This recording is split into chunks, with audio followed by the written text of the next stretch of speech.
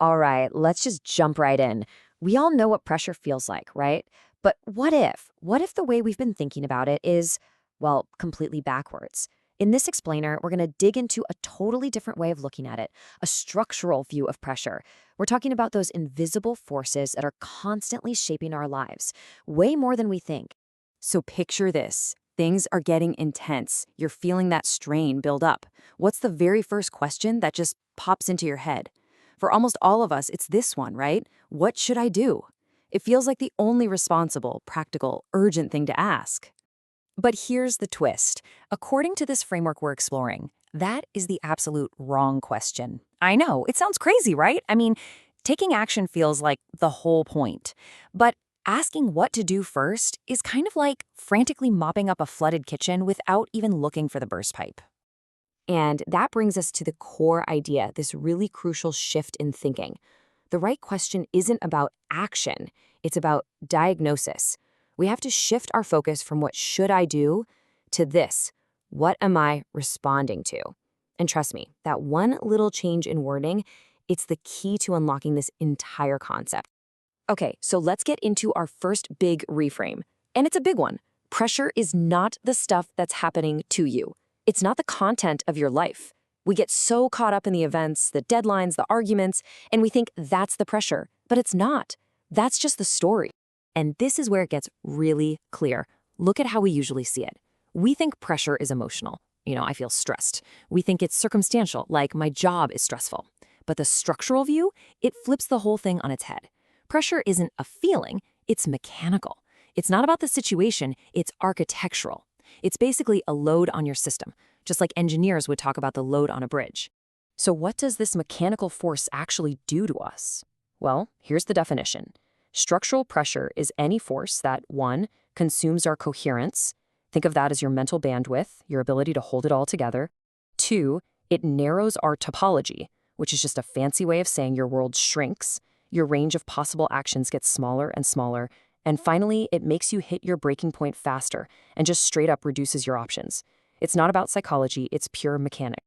And this is why it's so incredibly sneaky. This pressure, this force, it's acting on you before you even notice it.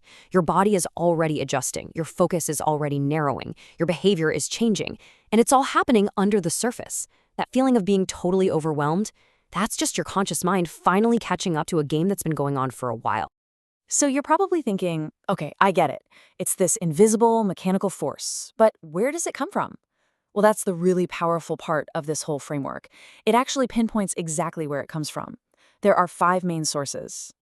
And here's the good news. It's not some endless, mysterious list of a million things. Nope, there are just 5. 5 primary pathways that let this pressure into our system. That's it. All right, here they are, the big 5. First, you've got capacity-demand mismatch. Then, topology compression. That's when our options start to vanish. Number 3 is identity activation, which turns out to be really costly for our system. 4 is temporal compression, losing the luxury of time. And finally, number 5, evaluation density. That's the feeling of constantly being watched and judged. Let's just zoom in on that first one for a second, just to see how it works. Capacity-demand mismatch. It's not about some huge sudden crisis. It's usually way more subtle. It's just a long, slow burn, a sustained imbalance where you're constantly being asked for just a little more than you have to give. And your system just compensates and compensates and compensates until one day, pop. It just can't anymore. And this all leads to a massive, massive insight about why we act the way we do. Our behavior, it's really just pressure discharge. What we do when we're stressed out, it's not some rational, conscious choice. It's a mechanical release. It's the system just trying to let off steam. But of course, that's almost never how we see it, is it? We blame it on everything else. We tell ourselves we lack motivation, or that it's a flaw in our character.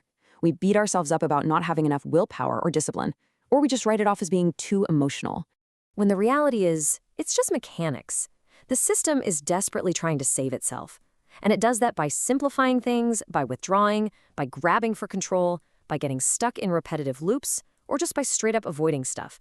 These aren't character flaws, people. They're safety valves. They're what a system does to keep from breaking. Man, this next quote just nails it. You know when you see someone, or let's be honest ourselves, just totally lose it over something tiny? It's so easy to judge that. But the truth is, the system is not overreacting. It is out of buffer. The tank was already full. The pressure's been building silently for weeks, maybe months. And this is a perfect way to visualize that whole idea of being out of buffer. Think of it as threshold proximity. So before all that pressure builds up, you've got this huge buffer, right? Tons of tolerance. But as that structural pressure quietly accumulates, that buffer just shrinks and shrinks. You get closer and closer to your breaking point. So now the tiniest little thing can send you right over the edge. It looks sudden, but from a mechanical point of view, it was totally predictable. So, what's the point of all this? What's the big payoff for seeing pressure in this new way? Well, it's not about trying to magically get rid of all pressure in your life. It's about finally understanding it. And this really gets to the heart of it. The goal is not to eliminate pressure. Let's face it, that's probably impossible. The real goal, the achievable goal, is to eliminate the confusion about pressure.